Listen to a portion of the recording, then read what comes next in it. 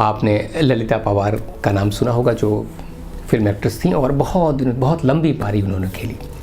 Negative role अक्सर किया करती थी, पर शुरू में वो नेगेटिव रोल नहीं किया करती थी। एक सीन के दौरान हुआ ऐसा कि जो भगवान दादा जो एक्टर उस ज़माने में हुआ करते थे, उनको एक स्लैप करना था, एक थप्पड़ मारना था ललिता पवार को, और अनजाने में वो थप्पड़ इतना ज़ोर से पड़ गया कि ललिता पवार को फेशियल पैरालिसिस हो गया, उनका चेहरा डिस्टॉर्ट हो गया और वो एक कुछ दिनों तो बहुत गहरे डिप्रेशन में चली गई। अब ये एक्सीडेंट था, हो गया। पर कुछ दिनों बाद उन्होंने फिर अपनी नई पारी शुरू करने की कोशिश की। उन्होंने सोचा कि अब चेहरा तो ऐसा नहीं रह गया है, तो और क्या कर सकते हैं। तो उन्हें एक नेगेटिव रोल दिया गया और नेगेटिव रोल में उन्होंने वो कमाल किया कि उसके बाद लगातार सैकड़ों फिल्मों में उन्होंने इस तरह के नेगेटिव रोल किए। और एक टाइम पर उन्होंने कहा कि शायद ये मेरे लिए अच्छा ही हुआ, क्योंकि मैं उतना काम शायद उस समय नहीं कर सकती थी जितना इस मेरे चेहरे की वजह से मुझे इतना रोल मिला। उस समय की हीरोइनें कभी 2 फिल्मों में, कभी 3 फिल्मों में एक साल में काम करती थी, पर ललिता पवार तो लगभग हर फिल्म में दिखाई देती थी। ऐसा ही कुछ भगवत चंद्रशेखर के साथ हुआ। भगवत चंद्रशेखर जो क्रिकेट के हमारे महान खिलाड़ियों में से एक हैं और बहुत बड़े स्पिनर माने जाते हैं।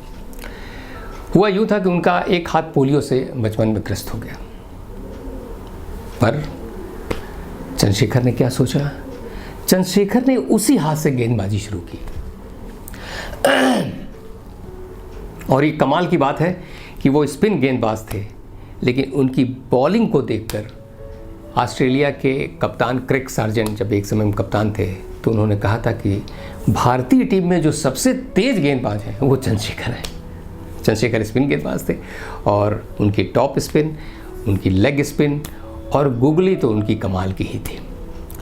तो चंद्रशेखर चुपचाप नहीं बैठे, इसको कॉम्प्लेक्स नहीं बनने दिए कि हमारा एक हाथ खराब है, मैं इसका क्या कर सकता हूँ।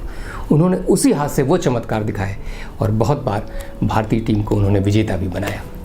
तो अगर हम इसके शिकार होते हैं, हमें दिखता है कि कोई चीज़ हमारे में कमी है, तो हम क्या करें। तो पहला सूत्र तो यही है कि अपने को उस रूप में स्वीकार करें।